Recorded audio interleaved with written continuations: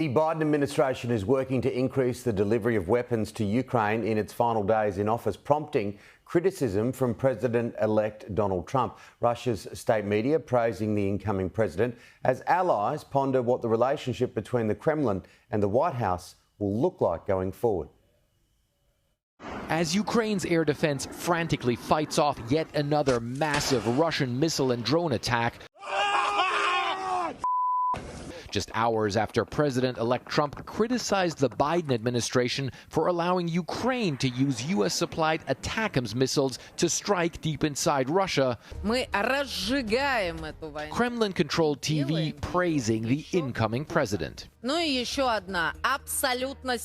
More absolutely sensational news, the host says. Donald Trump condemned the use of ATACMS for attacks on the territory of Russia.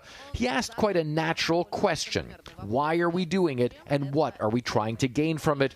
He then answered, we're just fueling this war and making it worse. State TV also airing an extended segment on Trump becoming Time's Person of the Year, repeatedly depicting an Instagram post from the president-elect's son, Donald Jr., showing Trump kicking Ukraine's president, Volodymyr Zelensky, off the cover of Time. The Kremlin itself openly saying they like what they hear from the future U.S. leader. The statement itself completely coincides with our position, the Kremlin spokesman said. So in this case, we share the same vision of the causes of escalation. Of course, it appeals to us. At the same time, maybe we shouldn't get ahead of ourselves and try to predict his actions before the inauguration. Time will tell.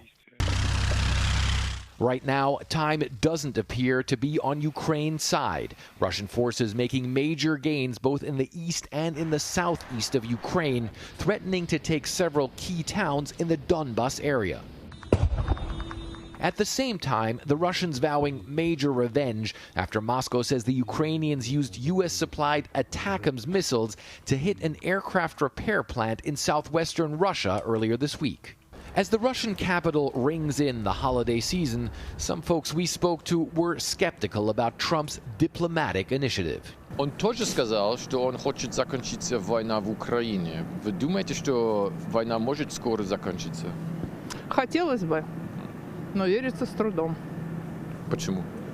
Ну, то, как раскладывается ситуация, у меня такого ощущения нет. Надежда всегда, каждый день на все самое лучшее.